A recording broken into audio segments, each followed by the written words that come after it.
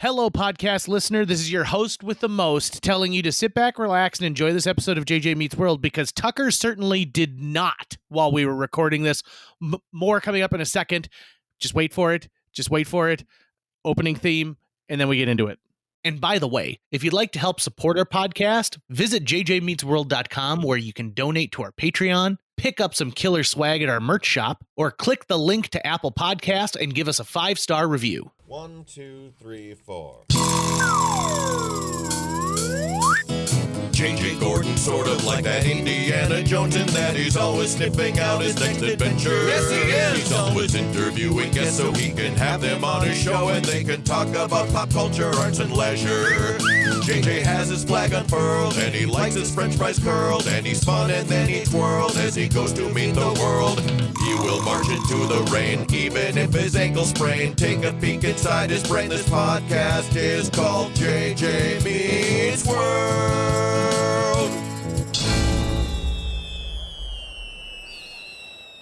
Tucker, how you feeling, buddy? I gotta say, not great. Okay, let's let the listeners of JJ Meets World feel your pain today. Explain what's going on with your body. So I currently am going through an outbreak of shingles. Not like on your roof shingles, but like on your body shingles, like created by the same virus that creates chickenpox shingles. Mm-hmm. And not only am I going through it right now, I've actually learned a lot about it in the past, 72 some hours or so. So I'm at home right now. JJ was just kind enough to go and drop off some cat food for my cats, not for me. If you need to eat it, it's okay. It's the FDA goes through dog foods and cat foods. I would have asked you for boneless wings if I needed anything. Okay. So I'm good right now. But basically right now I've got shingles. Okay, let me start with a bunch of questions. Yeah. Okay. Yeah. So number one, did you have chicken pox as a child? I did. Okay. Was it one of those, your neighbor has chicken pox and so your mom gets everyone together, you have a chicken pox party so that everyone on the block gets it at the same time? It wasn't a chicken pox party, but because my sister and I, lived in the house together, I don't know which one of us necessarily got it first, but we got it at the same time. And so I have no memory of having it, but we have photos of like us, like that I know are like mid chicken pox. And it just looks like we got a bunch of little bug bites on us or whatever. This is much worse than that. So, Yep. JJ, have you ever had shingles before? No, I've never had shingles, nor did I have chicken pox. Okay. Did you ever get the chicken pox vaccine? I did. In fact, Okay. I was the second kid in the state of North Dakota to get the chicken pox vaccine. Okay. So from what I have been reading thus far, I want to give that caveat because even though I've been reading a lot about it, I'm not like an expert on this subject, right? I'm not a doctor. I'm not a virologist. Right. And quite frankly, things have changed pretty drastically in the last 10 years when it comes to shingles and how we try and prevent it. Right. So basically, whether or not you've either had chickenpox or you've had the vaccine, you've had the base virus introduced into your system that creates these other things, and it lives dormant in your spine at the base of your nerves. And normally for most people, 99.999, whatever, it's not that percentage, but it's most of the time, most of their adult lives, even if they're really sick, their body is able to hold off that virus. But sometimes it isn't, right? It, like, for whatever reason, your immune system is down, which is typically why it happens in older individuals or people who are, say, going through cancer treatment or something where you might be like severely immunosuppressed, but it can happen in, all sorts of things. So I'm 40 years old. I'm not going through cancer treatments or anything else like that. I am technically immunocompromised because I'm on medicine for psoriasis. And so, I'm basically, going through it. It starts with, I found out, you just get like a sensation on your skin without seeing any like welts. But it's kind of like it's going to be kind of different for everyone. But I would explain it as a really bad sunburn that you can't see, and you're like, oh, that's weird. What is this? Why is my skin reacting so sensitively to just any simple touch, including like having a t-shirt on? After a couple of days, you'll start to see red welts show up, right? So I see these red welts show up, and they're under my right arm and around my right shoulder blade. And I'm looking at them and I'm like, damn, I must have been bitten by a spider or something. I must have had some bug come through while I was sleeping. And so it's a delayed reaction to that. So my body's processing. All right, well, I guess I'll just keep an eye on it, right? And so then it was getting worse. And then I'm describing it to people I know, including my dad. And everyone's like, gosh, I sure hope it isn't shingles. And I'm like, I don't even know what shingles are, really. I've heard of them before, but I doubt it's that. It looks like spider bites or whatever. And doesn't part of you think like, hey, man, I'm only 40? Exactly. And so I go, you know what? All I need is just just like any kind of a topical ointment to like numb the sensation of it. That's all I really need. But there's something in the back of the mind that's like, you know what? It's probably time to go to the walk-in clinic. Well, it isn't until Wednesday. So my symptoms started on Friday. It's not until Wednesday where the rashes are getting worse, and wearing a t-shirt is now really, really painful. And I'm like, hell, regardless if it's shingles or not, I need medical intervention to let me know what's going on here, right? Like if it is a spider bite and I'm having this terrible reaction to it, I need anti-whatever spider bite stuff, right? So I finally Did you think for a second that you needed anti-venom? No, I kind of, once I really understood what shingles, how it presented, because I finally did the thing that I'd always told myself I wasn't going to do, which is WebMD this. Well, WebMDing actually ended up being the good thing, because I read the WebMD for shingles and I was like, oh, if the doctor says it's anything other than shingles, I'll be supremely surprised that that's the case. Go to the walk-in clinic. I sit down, doctor comes in, and then I explain to them my symptoms or whatever, and they say, all right, let's take a look. I lift up my shirt. Within 1 second, the doctor goes, oh my, yep, that's shingles. And I was like, all right, there we go. Then we know what it is. Because they can just tell visually, I guess. It's like the doctor could just be like, yeah, oh, 100% that's what that is by looking at it. So I get prescribed an antiviral, which it looks like it's like a huge pill.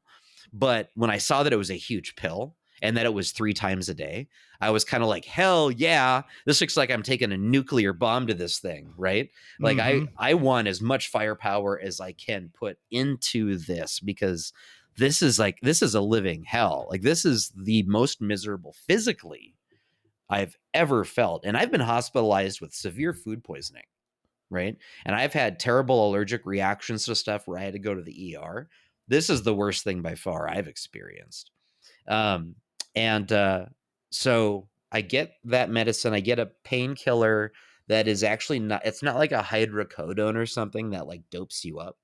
It's just something that helps deal with like nerve pain, because this is a nerve related disease. Like that's where the virus is.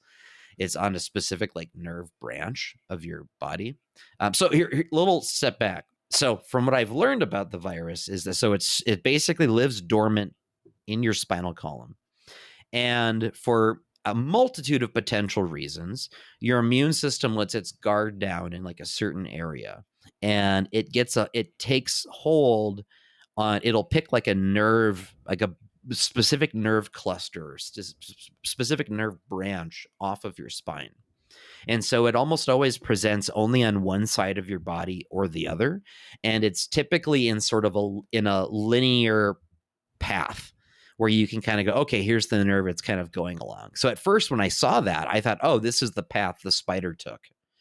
But it's like, well, no, this is the nerve cluster that is currently inflamed with this virus, which then presents itself on the top of your skin as like a red rash that's full of these blisters that eventually have to like crust. It's really, that's the really painful area. That's the painful thing. That's where you go, hey, I can't even wear a shirt right now.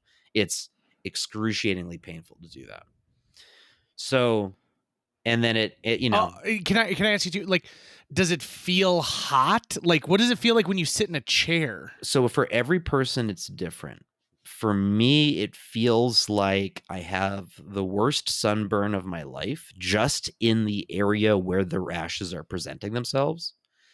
But that sunburn gets stung by a hornet every couple of hours, like all of a Oof. sudden.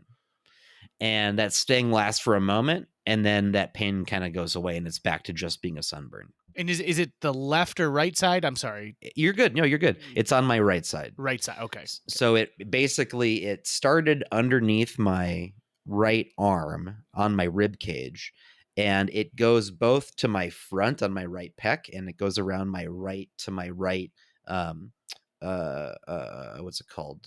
Nipple. No, that's not on my back. That's on my front. Wait, what? I'm You need to go to the hospital. my nipples on my front. JJ, where are your nipples? How many nipples do you have? Well, I got one on my back, I got one on my foot, and I got two nipples right next to my eyelashes. My right shoulder blade. That's what I'm trying to say. Is Okay. it goes around to there and then close to my spine. So like that's kind of the pathway it's taking. Now so that all sounds horrible, right? Is horrible, sucks a lot. However, let me since JJ, recently I gave you a copy of a book that it's okay if you haven't read it yet, but it's called Man's Search for Meaning. Mm-hmm. And it's a whole treatise on basically going through suffering and either seeing silver linings or finding value in the suffering in and of itself. And I've been able to kind of find both with this. And one is just on the silver linings part of it. If you're gonna get shingles in this lifetime, you really want to be in my situation. You want to be in the situation of someone who first has a job that is very health focused and flexible, so that for a couple of days still, I'm going to just be staying home because I can't wear a t-shirt. I just can't, right? So that means I'm not going into the office. I've got work I can do from home. I can sit at my computer. It doesn't hurt at all to do that. It's totally fine. So I've got that going for me. I'm still in terms of shingles, I'm relatively young. I'm only 40. It's typically, you're more than likely to get it the older you get. Once you're over 50, it gets even worse and harder and harder and harder. I have a couple of elderly members of my family who have had shingles who I've been talking to for advice. Their experience, as described, far worse than what I'm going through right now. We caught it relatively early and are getting, in on it, not as early as I would have liked, but in on it as early as we could with really heavy antiviral medicine, which is just, a lot of people just don't even have access to getting that kind of treatment, right?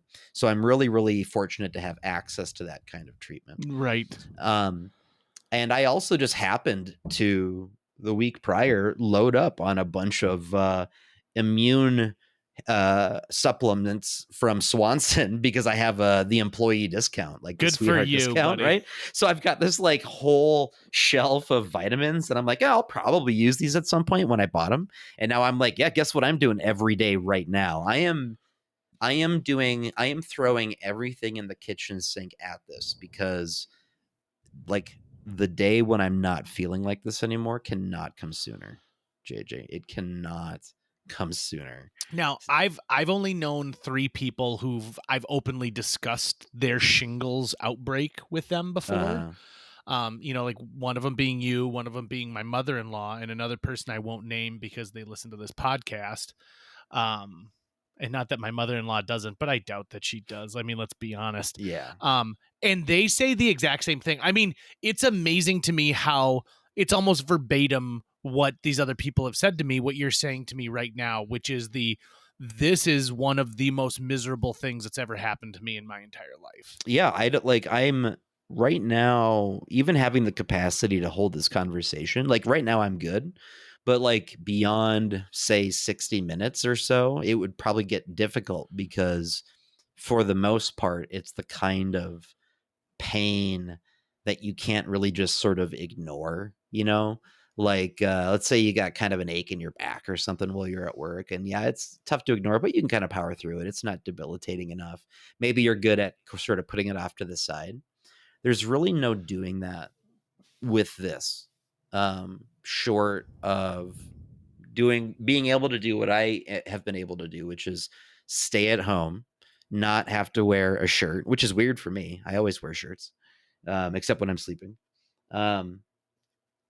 And just try to get through it, give your immune system every potential chance to get back to normal. And then in the meantime, do what you can to try and train your focus on something else. So what I've been doing is I had just ordered and received just in time a brand new scanner. They're brand new to me. It's a used scanner, but it's like a professional grade image scanner. And I've been working on my family's genealogy project. So I basically just been focusing on learning the ins and outs of this particular scanner and trying to get through some stuff and map out some ideas of that, and just focus on things that are non-stressful, because stress apparently is like a big indicator too of the onset of this. A few people I know who had this relatively younger than I am, had it, and it always happened during like a really stressful time for them. And so, yeah, life has been stressful, but I wouldn't say at this very moment there's anything in particular different or worse than, anything else I've dealt with. So I just think it's the fact that I'm getting older, I'm immunocompromised, and, Tell me, I'm kind of getting it out of the way, hopefully. tell me about sleep. So I've been getting better at getting better sleep. Okay. From where it's at, I have to kind of lay kind of on my side. The first night I lay just on my side. And when I woke up, my whole spine was so stiff that I realized, okay, I can't do that again. And so I'm doing kind of a mixture where I have like one pillow underneath my right hip that's kind of propping up my right side a bit more than my left side, but I'm still laying on my back just very slowly. It's just less pressure on that side. And then once I can kind of settle in and not move around anymore, if I'm tired enough, if I just drift off to sleep, I can get a full night's sleep. But it's things that you take for granted, like sleep or wearing a shirt. I can't wait to just throw on a shirt again and be like, that's a shirt, right? I cannot wait for that. I can't wait to like be able to like leave the house again and it not be painful, right? It's a weird thing. I never thought I'd ever have to say that, but the other silver lining is that there is an end to it, right? There is an end in sight for me. As I watch the progression of it, from what I can tell visually, it looks like it's maybe getting slightly better. So I'm just going to keep doing what I'm doing and keep focusing on healing and getting better and trying to lower my stress level as much as I can. And luckily I've got a lot of support. I've got friends like you. My family is, aware of it and involved. My job is very aware of it and very, very supportive. So, the only other bummer is that it's happening during the opening grand tour of AJ Goes to the Dog Park, which is just had screenings in Sioux Falls and Minneapolis.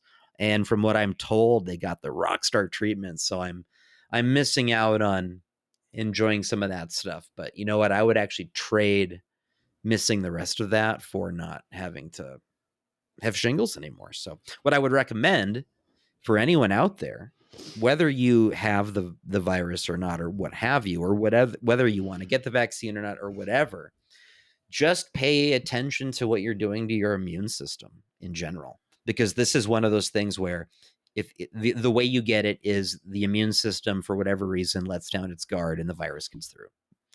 And so to prevent having to experience it is to, take steps to help your immune system. How you're going to do that, I think that I'm not an expert on that yet, but I am learning right now. Okay, so a few years ago, like right before COVID, the vaccine for shingles underwent a pretty massive change. And what changed with it was it used to be a like a 2-dose system. Yeah. And what people would find is that if you missed that second dose outside of the window, you'd have to start all over again.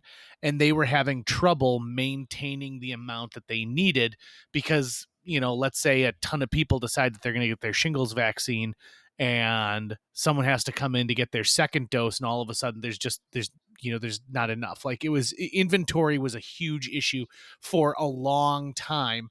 And then people would forget, right? You'd get it. And I think you're supposed to get it like 6 months later, and you'd forget. And you're like, oh, I forgot to do that. And then like, I don't need to start it again because I don't need to worry about shingles.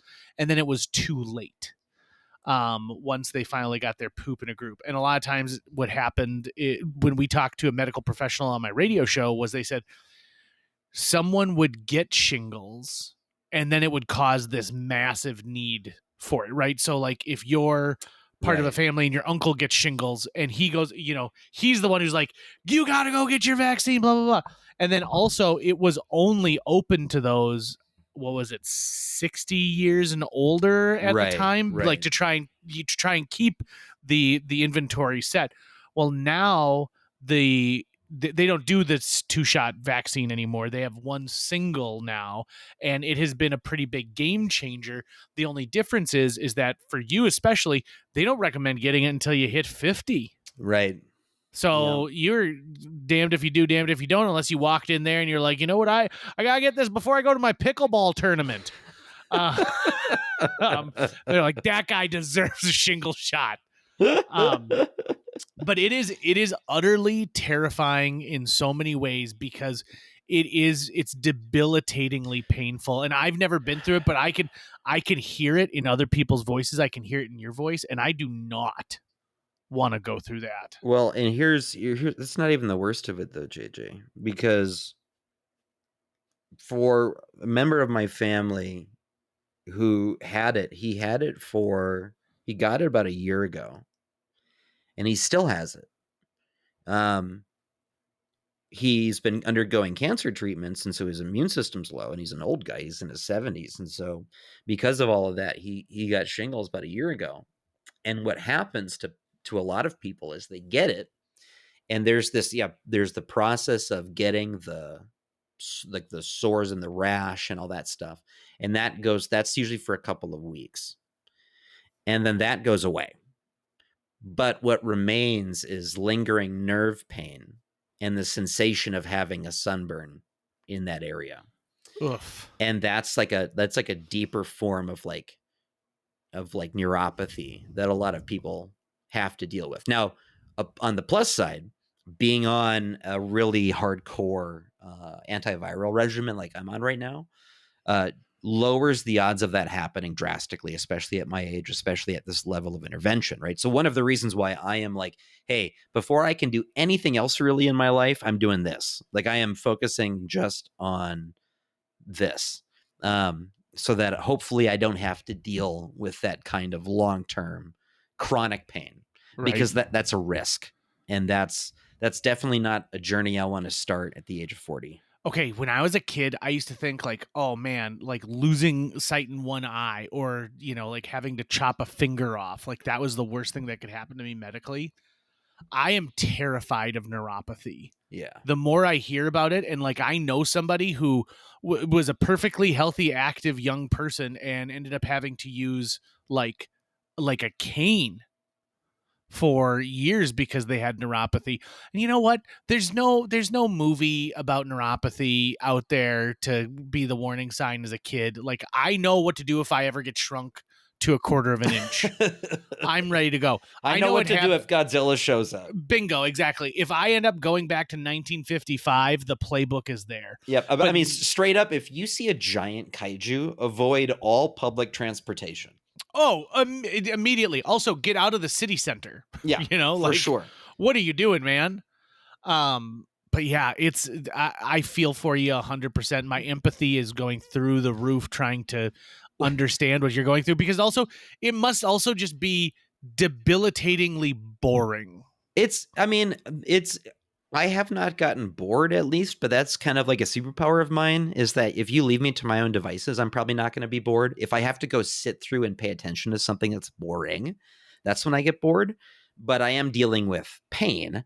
And so, yeah, like bored isn't the thing I'm feeling. I'm able to at least try to focus on things that I find pleasant to keep me distracted or what have you.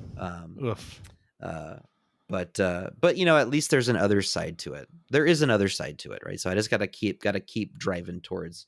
I was gonna say something else just now. I can't. I remember what thought I you were was gonna say like the other side is like you're taking amazing BMs. No, like, no. Like there's no. You're talking about this too shall pass. Not like there's an unexpected consequence that's great. No, so far I have not been able to find that portion of it. Has it hurt your appetite at all? Yeah. Oh yeah. I mean everything. It takes sort of the pleasure out of most things because there's this pain that's going with it at the same time. So it's virtually the same thing that Roger Ebert said when he reviewed Captain Ron, like almost almost verbatim. Are you quoting Roger Ebert right now? That's a bold thing for you to say. I'm trying to be comforting. Oh, that was the other thing. The other thing is that I can't even go see Superman. I can't even participate in the current cultural dialogue, right? Like God, I'm not and you got to hurry up because Fantastic Four is right around the corner. Right around the corner, and so that's the thing is someone might go, "Oh, well, poor you. You have to sit in front of a computer all day and have access to the internet." Yeah, and dodge spoilers. Do you know how hard that is to do right now? Now, I'm not trying to say that what you're dealing with, like what I'm dealing with, is worse than what you are. But I will say this, I've had the trouble of having to listen to people speak about how much they like Superman and bite my tongue. So, I mean, we're pretty much in the same, we're in the same boat here. I might be someone who forces you to do that. So you might be slightly benefiting right now from me having shingles because I can't say that to you on this podcast. You know what I've gotten good at is my arguments are shut down arguments. People are like, God, I wish I hadn't even brought it up to him. It's been people have been avoiding my office at work a couple of times and I never engage anyone else in. They come to me. Here, I think what we got to do, I'm going to propose a setup to you. You tell me if you think this would be of interest to you or not. Okay. So once I finally see Superman, you and I then we'll do a podcast and we'll flip a coin. And hold on. Whomever's side comes up first, they have the floor. And they give, uninterrupted, their opinion of the movie. Then, once they're done, the second person gets to respond, and they get the same amount of time to give a full uninterrupted response. You are running a high school forensics competition? And then the guardrails are off, and it's a free-for-all. Then we can back and forth. Okay, I like that. How does that sound to you? I mean, it's fine. Here's the only problem. By the time we get around to doing that, because of your shingles, people are going to be like, Superman, that was last month. Everyone's talking about Naked Gun now. That's not now. Are you making an excuse? Because we have made episodes for movies that came out, 30 years ago. True, but I think for the most, remember when we did what was it Endgame that we did that was pretty quick? Afterwards, to me, I think that there's something about if we're going to review something current and modern, it should be much closer to the release date than this is. Sure. Now, and I'm not making an excuse, trust me. And maybe what we need to do on a bigger scale is to say this. It needs to be a breakdown of all the Superman movies so that it doesn't just concentrate on this, because that is one aspect I don't think that is discussed amongst Superman as much. Are you afraid of a Captain Ron situation? Is that what's going on here? Not at all. Are you sure? I'm positive. This is what I'm worried about. I am worried that the world is accepting because a piece of garbage when greatness could be there. Those other Superman movies are not current movies, right? If the point is to talk about a current movie, let's talk about a current movie. And current can be within the last year. Oh, do you listen to movie podcasts at all? JJ, I have shingles. um, actually, that being said, I do. Let me ask you a question. How can I watch a movie that came out in Germany that doesn't seem to be streaming anywhere in the United States? Any idea? Say that. Oh, you would probably use a VPN. And then what? Like, do I have to get German Netflix or something like that? Well, no, I think my understanding, as far as like if you're trying to do it on, like, so is it German Netflix that you're trying to get to? No, I can't. I can't even find out where it's streaming, but it must be streaming in Germany. The movie came out last year and was like fairly well known. What's the movie? It's called Ivo. And I read the synopsis and I'm like, I'm instantly drawn into this. It is about a palliative care nurse who takes her job really seriously, but she starts having an affair with one of her patients' husbands. Okay. And like the synopsis I read about, I was like, oh my God, this is something that is like the drama that pulls into that. I mean, It sounds like kind of soap opera-y. Well, you're caring for someone while they are dying. They're actively dying, and then you are betraying them. Like, you're the one caring for them, but you're also betraying them by having an affair with their spouse. That I read a review where someone was talking about how great it was, and I was like, well, that's awesome, but how can I find it? Okay, so to kind of answer your earlier question, let's say you find that it's on a streaming service, but it's geo-locked, right? So you would have to be in Germany to watch it on that service. Then you need a VPN, and I use ExpressVPN. It's really cheap, and then you just activate the VPN and you say, hey, connect to a server in Germany, and then it just looks like you're coming from Germany. Then on whatever that streaming service is, you can watch it because it'll think you're in Germany. If you run into that situation. However, other than that, I'm guessing you might have to turn to pirating it, and that I wouldn't know where to tell you because FBI, you're not going to get me. I saw those content warnings at the beginning of VHS tapes. I remember that. I remember that still. So, nice try, government. Good work, government. By the way, when did you stop fearing the FBI warning at the beginning of a movie? I never started. I mean, they don't even bother putting those on anymore. Even as like a 5-year-old, I was like, sure, buddy. Yeah, you come and get me. You come and tell my parents I'm going to jail. That being said, I would have loved to have been the FBI agent who was assigned to VHS fraud. Yeah. You know what, though? I had a different reaction to, do you remember like that splash screen at the front of a lot of arcade games where it's like drug-free America? Oh, sure. I remember seeing those and being like, yeah, drug-free is cool. And now I'm like praising these antivirals I'm on. That's going to wrap it up for today's show. If you enjoyed this episode and would like to help us continue to produce new episodes each week, visit jjmeetsworld.com, where you can donate to our Patreon, pick up some swag at the merch shop, or follow our link to Apple Podcasts and leave us a 5-star review. You can also follow us on social media. We're on Facebook, Instagram, Twitter, YouTube, all the sites the cool kids are using these days. JJ Meets World is produced every week by Tucker Lucas. You can find out more about Tucker's work by visiting moonbasemaria.com. If you want to get in touch with your host with the most, check out linebenders.com, where you can find direct contact info for JJ or booking information. When Tucker told me he had shingles, I Googled swingles, and I was like, good for you getting back out there.